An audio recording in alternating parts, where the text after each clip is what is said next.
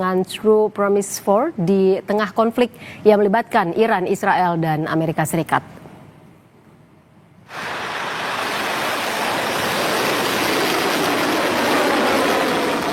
Korps Garda Revolusi Iran atau Islamic Revolutionary Guard Corps merilis video peluncuran sejumlah rudal balistik dan drone, menyebut serangan ini menargetkan Tel Aviv serta pangkalan militer Amerika di kawasan Timur Tengah. Media Israel melaporkan ledakan besar terdengar di wilayah Tel Aviv setelah sirene serangan udara berbunyi. Konflik meningkat sejak operasi militer gabungan Israel dan Amerika terhadap Iran pada akhir Februari.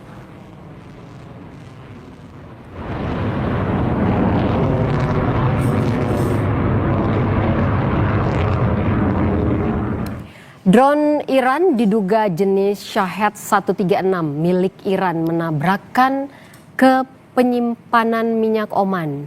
Akibat serangan terjadi ledakan hebat.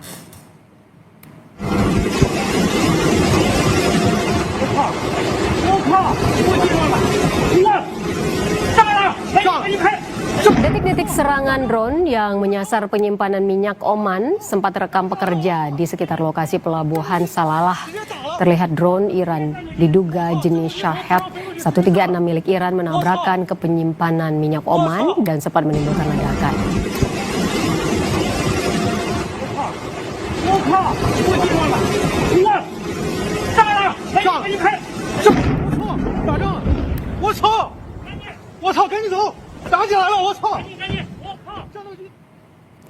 Tak hanya di Oman, Kementerian Dalam Negeri Bahrain merilis video kebakaran besar menyusul serangan Iran di kawasan Manama. Video itu menunjukkan kobaran api besar membakar tangki penyimpanan bahan bakar. Bahrain pada hari Rabu mengatakan bahwa militernya telah mencegat lebih dari 170 drone dan lebih dari 100 rudal sejak Iran mulai menargetkan negara-negara di kawasan itu usai serangan AS dan Israel terhadap Teheran.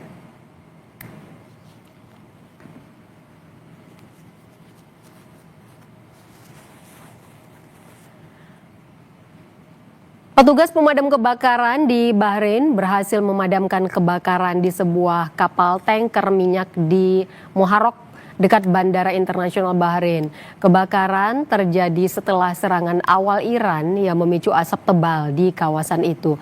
Pihak berwenang mengimbau warga tetap berada di dalam rumah dan menutup jendela untuk menghindari paparan asap.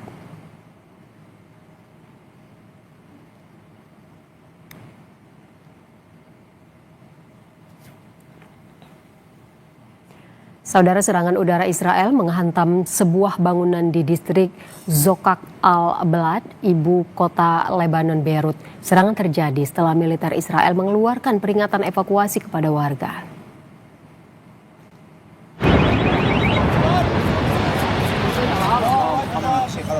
Asap tebal membumbung dari lokasi serangan sementara pasukan keamanan menutup area terdampak. Militer Israel mengklaim target serangan berada di dekat fasilitas milik kelompok Hizbullah. Ketegangan di Lebanon meningkat setelah Hizbullah menyatakan terlibat dalam konflik Iran melawan Amerika Serikat dan Israel.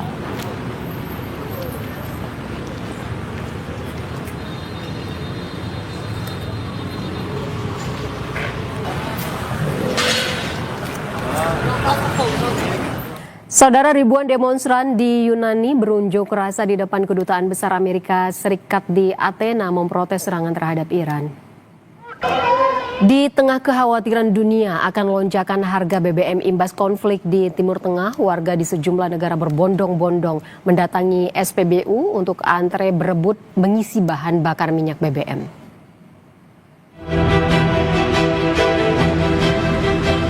Konflik Amerika Serikat Israel dengan Iran belum juga mereda. Di pekan kedua perang, sejumlah negara mulai merasakan dampak dari ketegangan tersebut.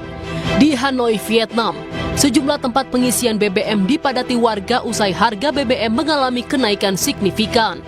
Warga mengalami panik buying hingga terjadi antrean panjang motor dan mobil yang ingin mengisi BBM. Harga BBM di Hanoi naik dalam beberapa hari terakhir menjadi 29.120 dong Vietnam atau sekitar 18.713 rupiah per liter.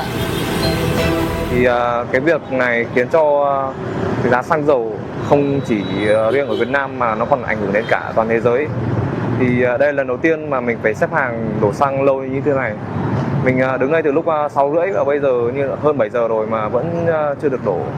Thì mình mong muốn là đợt này trong cây xăng này mình được đổ đầy bình, không như một số. Hal serupa juga terjadi di Quezon, Filipina. Pengendara berbondong-bondong memenuhi SPBU di seluruh wilayah Metro Manila di tengah kekhawatiran akan lonjakan harga BBM imbas konflik Timur Tengah. Antrean panjang kendaraan yang mengisi BBM terjadi usai pemerintah Filipina mengeluarkan peringatan harga minyak dunia bisa naik tajam karena ketegangan di Timur Tengah.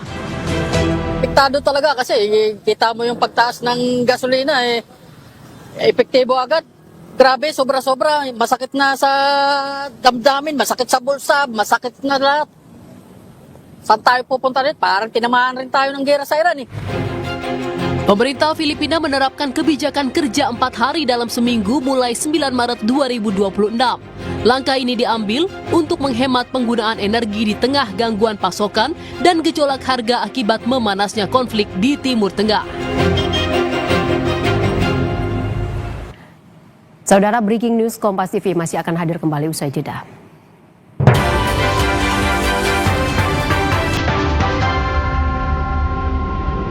Keserakahan.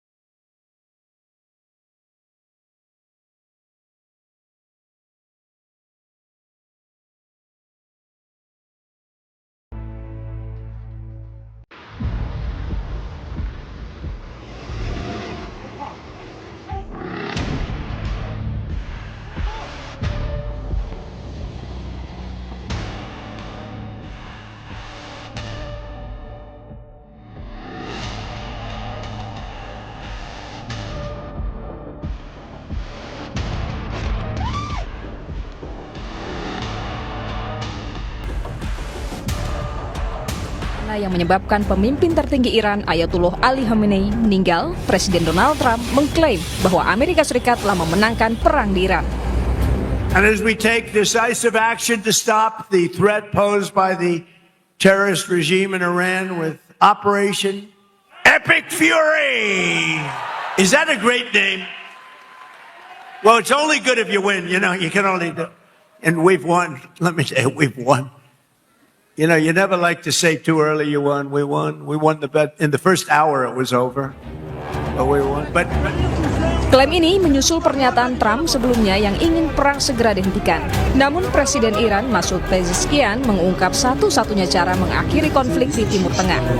Dalam akun media sosial X-nya, Presiden Masoud Pezeshkian membeberkan syarat yang harus dipenuhi untuk mengakhiri perang dengan Iran. Ia meminta Amerika Serikat memenuhi hak-hak Teheran. Iran juga menghendaki Amerika Serikat membayar ganti rugi dan memberikan jaminan internasional bahwa agresi tidak akan terulang. Sebelumnya, Pezeshkian mengecam serangan Amerika dan Israel dan berjanji akan menghadapi siapapun yang menyerang Iran dan akan membalasnya. ما به کسانی که به کشور ما حمله کنند با قدرت ایستادیم، با قدرت پاسخ خواهیم داد و ملت ما و مردم ما و قطعا نیروهای مسلح ما و همه بسیجیانی که هستند در تمام نقاط کشور حضور دارند و با تمام وجود از مملکتمون دفاع خواهند کرد و خوابی رو که اونا دیدن قطعا آشفته خواهند کرد. Perang antara Amerika Serikat, Israel terhadap Iran masih memanas dan saling adu kekuatan militer. Dampak perang juga dirasakan dunia lantaran terganggunya keamanan di Selat Hormuz yang merupakan jalur utama perdagangan minyak dunia.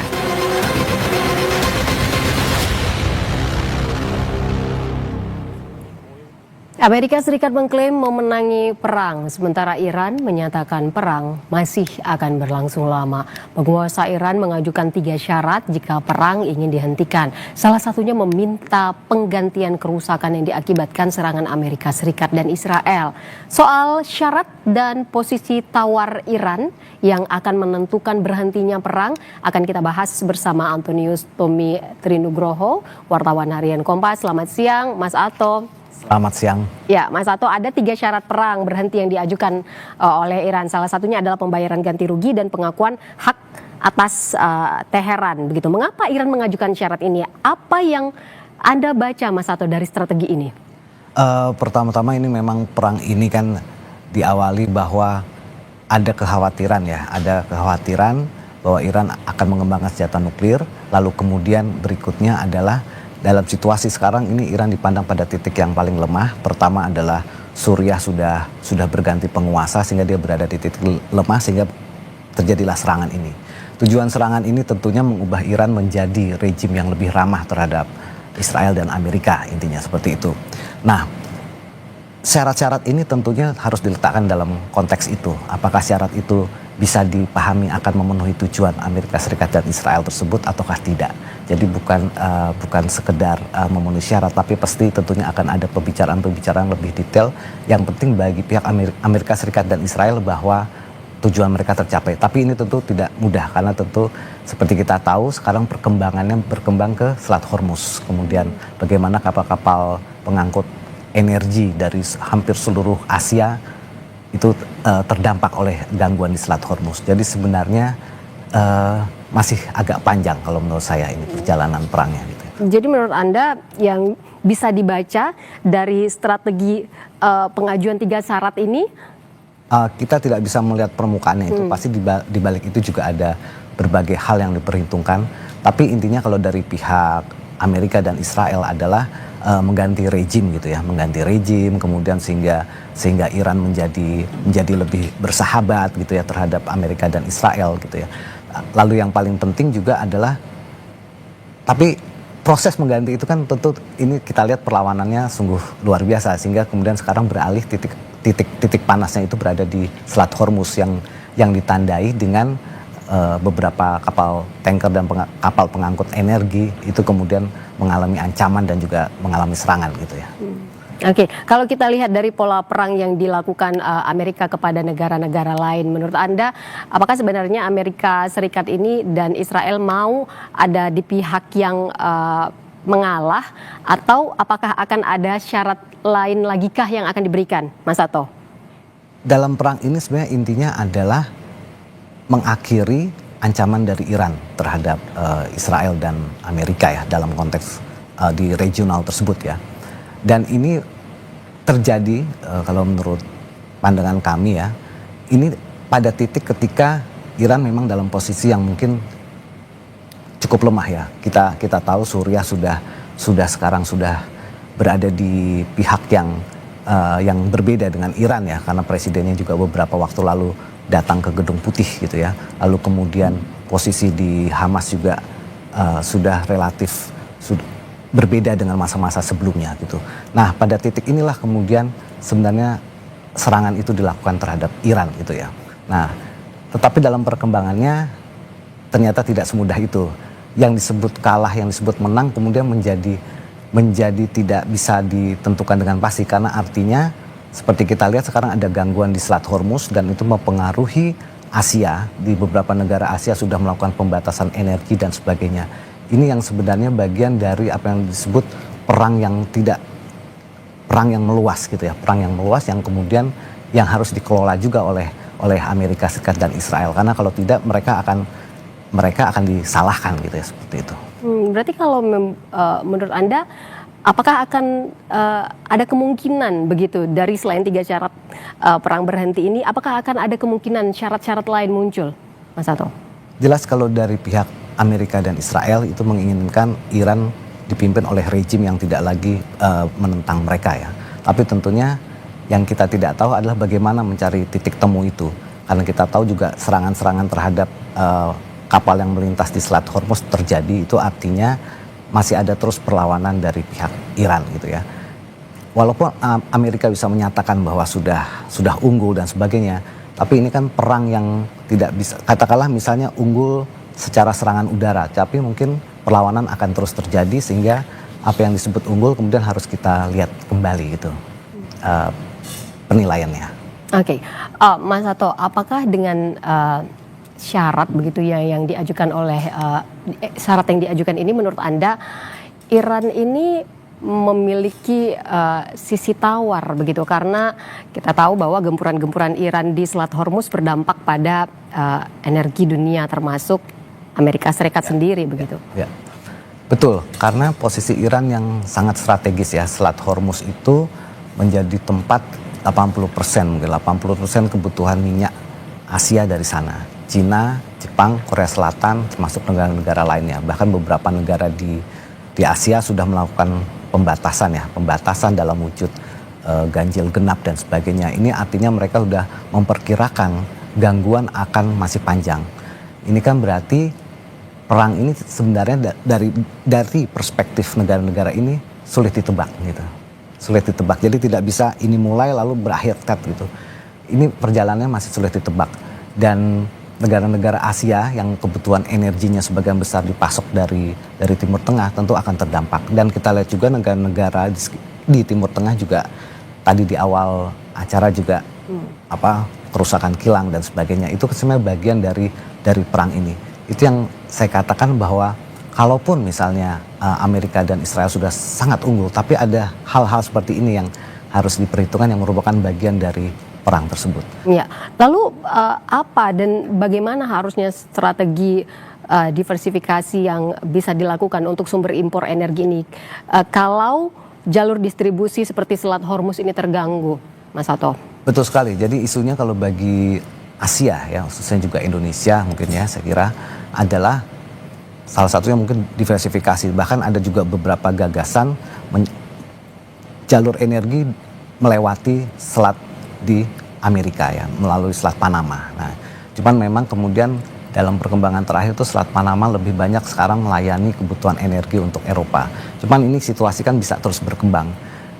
Jadi ada beberapa pilihan jalur, tapi tentu yang paling efisien katakanlah selat yang sekarang menjadi titik panas itu ya.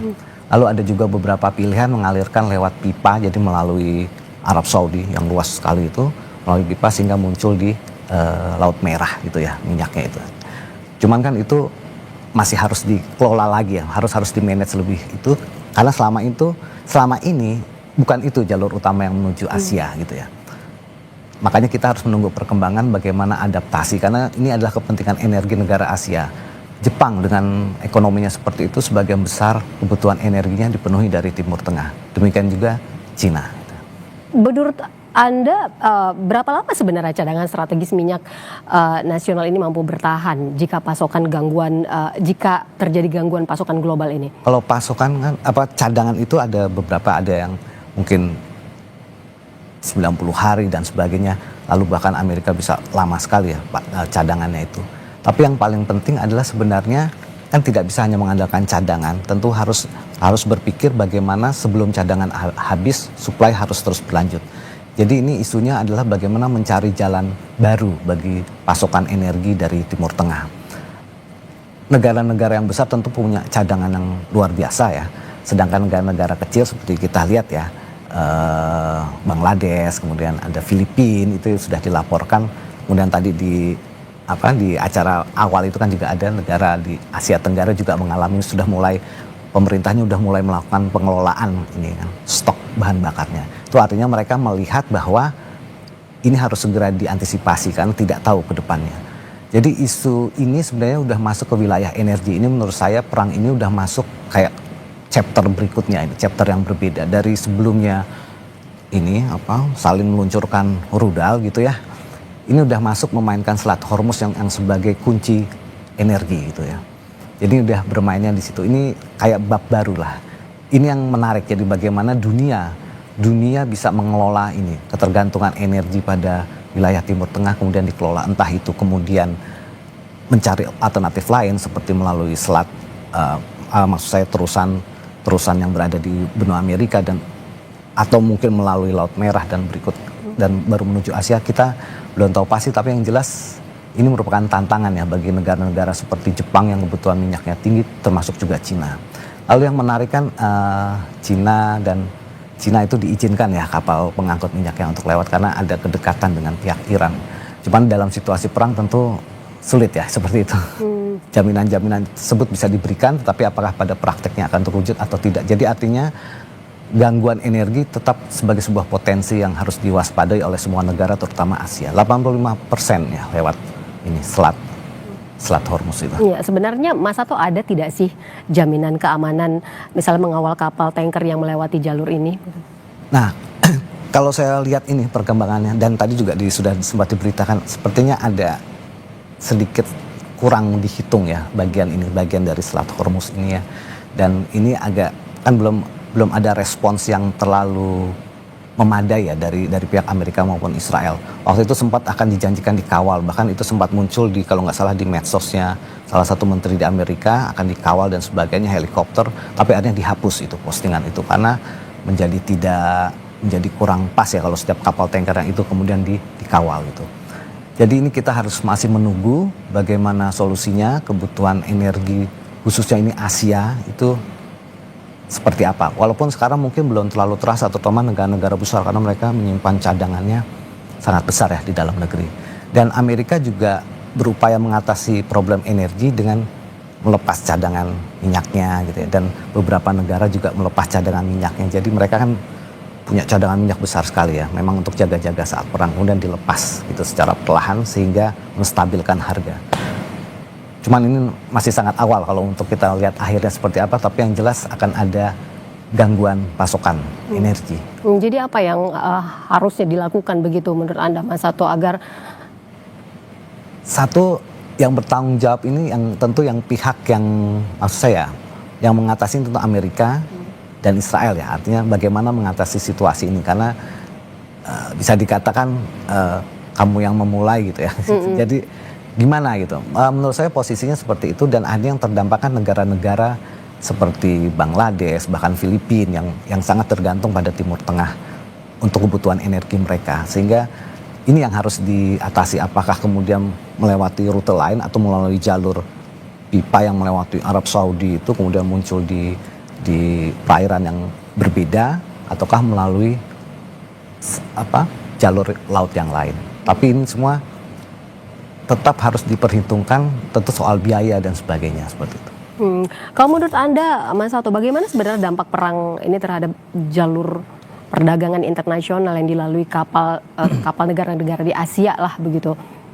Yang paling penting sebenarnya di selat Hormuz itu Hormuz. ya. Jadi itu sebagian besar tentunya kapal tanker, dia merupakan sumber energi 85% kebutuhan energi Asia dari sana bisa dibayangkan, dan yang paling terganggu memang sungguh kebutuhan energi dan khususnya ini adalah Asia, dan inilah makanya saya lihat ini bab baru nih dalam perang ini, karena sekarang yang dimainkan adalah supply ke belahan dunia yang lain gitu loh. Sebelumnya kan kita perhatikan perangnya itu ya langsung ya. Lalu ini udah masuk chapter yang lain. Iya, seperti yang Anda sebut tadi ya Mas Sato, sudah berbeda chapternya. Kalau yang awal adalah perang saling mengirimkan rudal begitu, sekarang sudah berbeda begitu. Sekarang bermainnya di Selat Hormuz, dan memang itu kekuatan Iran di situ, karena Selat Hormuz itu sangat kecil dan dari panjang selat itu hanya beberapa kilo yang betul-betul bisa dilewati oleh kapal besar, dan itu berada di dekat wilayah Iran. Jadi ini cukup menegangkan ini bagi Asia gitu. Mas Sato, kita ngobrol lagi nanti usai jeda, tetaplah bersama kami di Breaking News Kompas TV.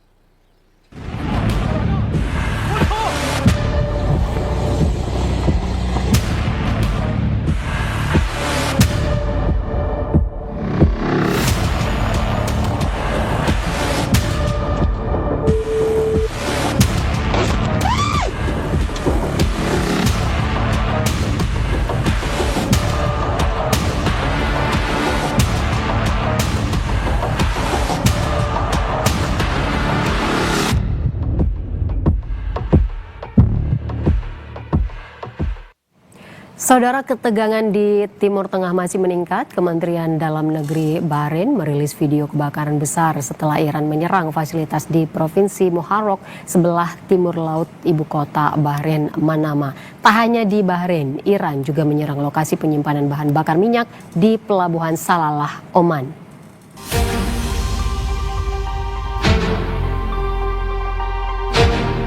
Video yang dirilis memperlihatkan kebakaran besar yang melanda tangki bahan bakar dengan petugas yang berusaha memadamkan api. Bahrain mengatakan militernya telah mencegat lebih dari 170 drone dan lebih dari 100 rudal sejak Iran mulai menargetkan negara-negara di kawasan tersebut setelah serangan AS dan Israel terhadap Teheran. Bahrain merupakan markas besar armada kelima Angkatan Laut Amerika Serikat. Dewan Keamanan PBB menyetujui resolusi yang menuntut penghentian serangan yang sangat serius yang dilakukan Iran terhadap negara-negara tetangganya di Teluk. Selain Bahrain, salah satu negara yang terdampak serangan Iran adalah Oman. Detik-detik serangan drone yang menyasar penyimpanan minyak Oman sempat rekam pekerja di sekitar lokasi Pelabuhan Salalah. Serangan drone yang diduga jenis Shahed 136 menabrak ke penyimpanan minyak Oman dan sempat menimbulkan ledakan. Akibat serangan, penyimpanan bahan bakar minyak di Pelabuhan Salalah, Oman terbakar hebat. Sejak hari Rabu, petugas damkar setempat terus berupaya memadamkan kebakaran.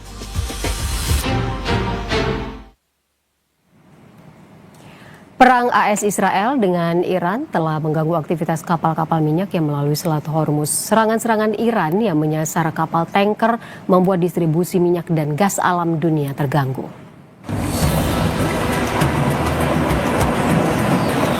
Iran secara efektif telah menghentikan lalu lintas kargo di Selat Hormuz.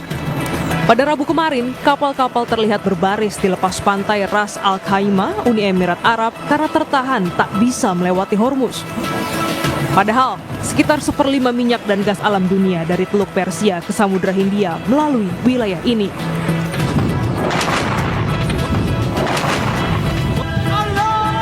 Garda Revolusi Iran menyerang kapal berbendera Kepulauan Marshall dan Malta di Teluk Persia dengan menggunakan drone bawah laut. Kapal yang terbakar adalah Zephyros berbendera Malta dan Sevsi Vishnu berbendera Marshall. Akibatnya, 1 awak kapal tewas dan 38 lainnya berhasil dievakuasi. Sebelumnya, Iran juga menyerang kapal kargo milik Thailand di Selat Hormuz. Kapal ini diserang setelah berangkat dari Khalifa Port di Uni Emirat Arab. 20 ABK diselamatkan oleh Angkatan Laut Oman, sementara 3 ABK masih dicari. Militer Iran mengancam tidak mengizinkan kapal pembawa minyak melewati Selat Hormuz.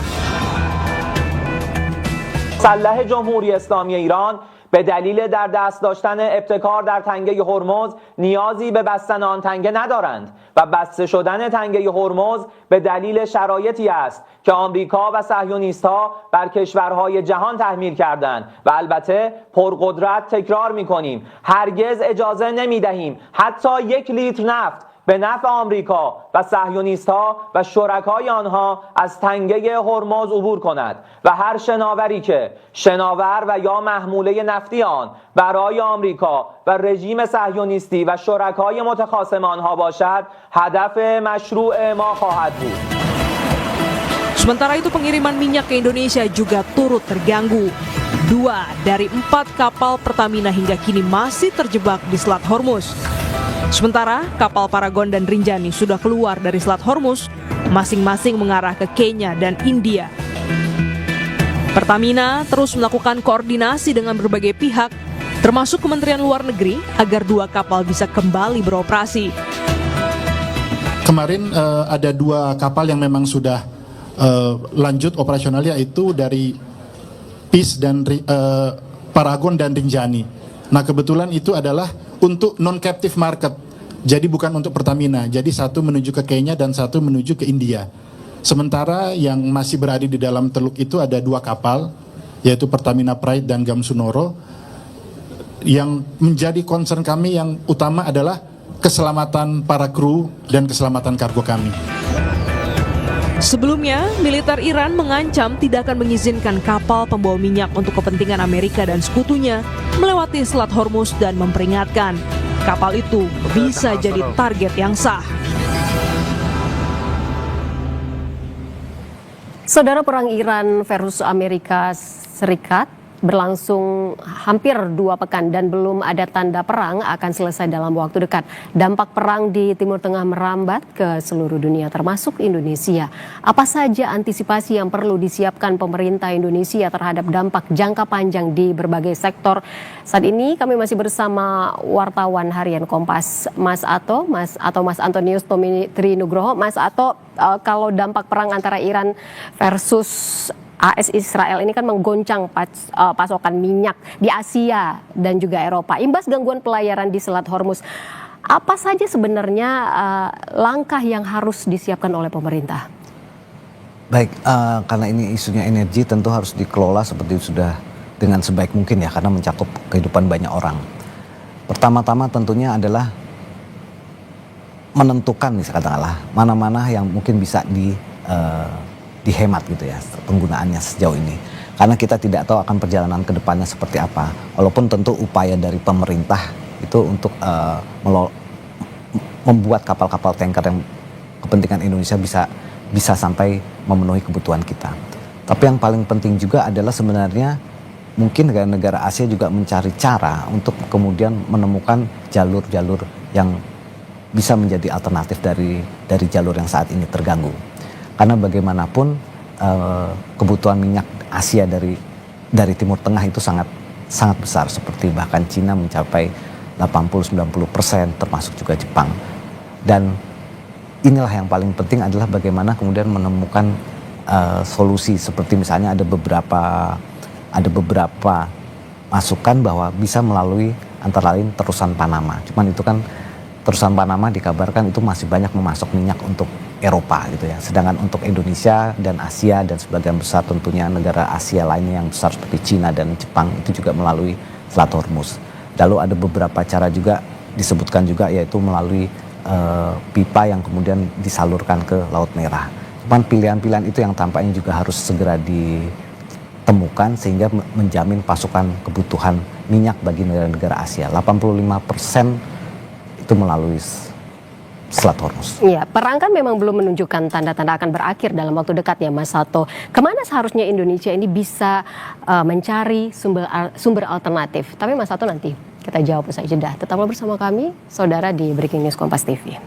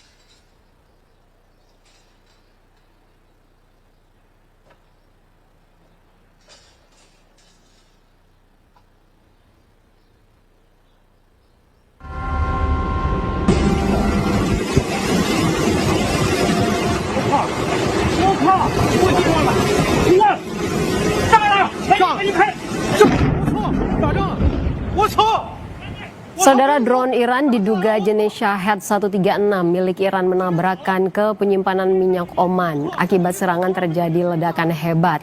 Serangan drone yang menyasar penyimpanan minyak Oman sempat terekam pekerja di sekitar lokasi pelabuhan Salalah. Terlihat drone Iran diduga jenis Shahed 136 milik Iran menabrakkan ke penyimpanan minyak Oman dan sempat menimbulkan ledakan.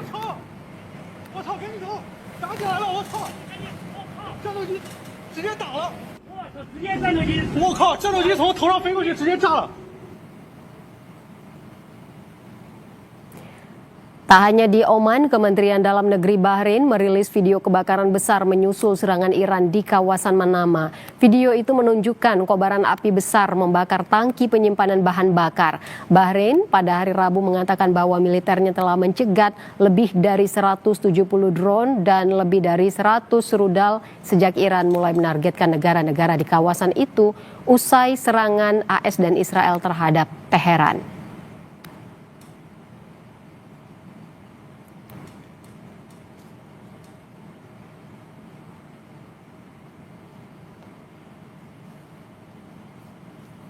Mas Sato, jika memang perang belum menunjukkan tanda-tanda akan berakhir, kira-kira kemana pemerintah Indonesia harus mencari sumber alternatif? Terus terang Timur Tengah menjadi sumber utama gitu ya, karena persoalan minyak kan bukan hanya membeli gitu ya, tapi di situ ada kesesuaian kilang, pengolahan dan sebagainya, dan sebagian besar memang dari Timur Tengah. Jadi Timur Tengah memang penting minyaknya. Kalaupun ada penggantian itu tidak semudah itu gitu. Jadi sebenarnya yang paling penting adalah memastikan memang jalur keamanan suplai minyak gitu. Dan itu dalam hal ini seharusnya ya menjadi bagian dari apa yang sudah dilakukan pihak-pihak yang bertikai sekarang, menjadi tanggung jawab gitu ya. Seperti Amerika ketika memulai perang ini bersama Israel tentunya juga harus memperhitungkan aspek ini. Karena juga bagaimanapun negara-negara sekutunya seperti Jepang dan Korea Selatan itu sangat bergantung pada minyak dari Timur Tengah. Gitu. Jadi tampaknya kita perlu menunggu ya, perlu melihat perkembangan bagaimana kondisi Selat Hormuz itu yang pertama, lalu bagaimana kedua upaya pencarian alternatif jalur, lalu yang ketiga mungkin pencarian alternatif energi karena itu juga tidak mudah ya rasanya karena kilang-kilang dan sebagainya itu kadang-kadang juga bisa disesuaikan dengan dari mana minyak itu berasal gitu ya. Jadi tampaknya kita harus menunggu, tapi yang sudah dilakukan beberapa negara seperti negara di Asia misalnya melakukan jumlah hari kerjanya dikurangi, kemudian mungkin ganjil genap, itu kan beberapa negara sudah melakukan, itu bagian dari antisipasi ketika kemudian terjadi gangguan pasokan yang luar biasa. Termasuk yang sudah dilakukan oleh pemerintah Indonesia ya Mas Sato? Iya, lalu bagaimana dampak terhadap harga minyak global Mas Sato? Ya tentunya meningkat dan bahkan sempat sampai di atas 100 kemudian balik lagi ya, dan kemudian sekarang perkembangannya juga mungkin sekitar 100. Artinya memang harga itu kan mencerminkan proyeksi ya, perkiraan akan berapa. Jadi sebenarnya juga belum terlalu stabil tapi kurang lebih akan tetap tinggi. Nah itu yang menjadi apa ya, perhatian semua negara, karena kalau harga itu tinggi kan berarti sangat memberatkan negara-negara tersebut. Jadi tampaknya kita perlu melihat beberapa waktu ke depan bagaimana kemudian Selat Hormuz itu kemudian bisa diatasi gitu ya, sehingga pasokan minyak bagi terutama Asia itu bisa lancar. Gitu. Ya, yang jelas memang perang Iran, AS, Israel. Tapi yang menarik ini yang mau saya katakan ini adalah ini kan seperti chapter yang berikutnya dalam konflik ini. Jadi yang dimainkan sekarang adalah pasokan minyak yang selama ini dinikmati oleh negara-negara sebagian besar oleh negara Asia. Tapi menurut Anda Mas Sato, langkah pemerintah di sektor energi ini sudah tepat belum sih? Saya kira semua pemerintah akan mengupayakan memastikan pasokan negaranya aman, dan ini juga rasanya semua negara masih melihat ke depannya seperti apa, dan Amerika juga setahu saya sudah mulai melepas itu cadangan yang besar itu dan secara perlahan, dan beberapa negara mungkin juga sudah melepas itu kan untuk menstabilkan harga minyak dunia. Tapi ada beberapa analis juga melihat bahwa itu tidak mampu untuk sangat menekan harga gitu. Jadi makanya ini kita harus menunggu ke depannya seperti apa. Ya, perang bisa memicu krisis energi global, tentu saja pemerintah harus dan perlu menyiapkan skenario kebijakan lintas sektor ini ya, termasuk di sektor energi. Mas Hasto, terima kasih banyak sudah bergabung bersama kami di Breaking News Kompas TV. Antonius Tommy Trinugroho, wartawan harian Kompas. Sekali lagi, terima kasih Mas Hasto, sehat selalu. Selamat siang. Dan saudara, kami masih akan melanjutkan Breaking News Kompas TV sesaat lagi.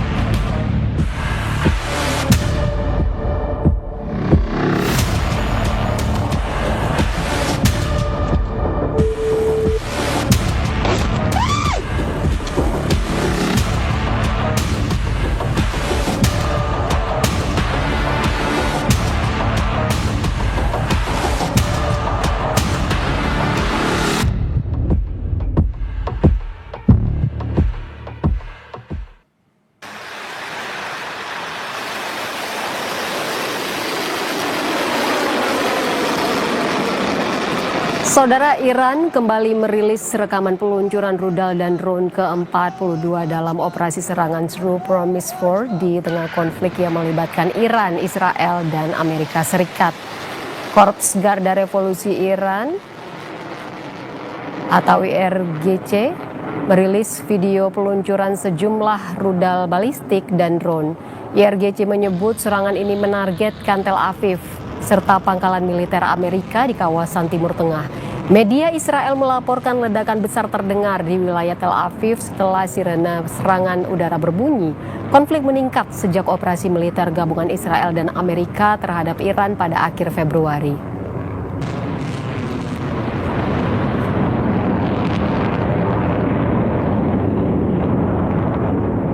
Saudara, demikian Breaking News Kompas TV. Terima kasih, sampai jumpa.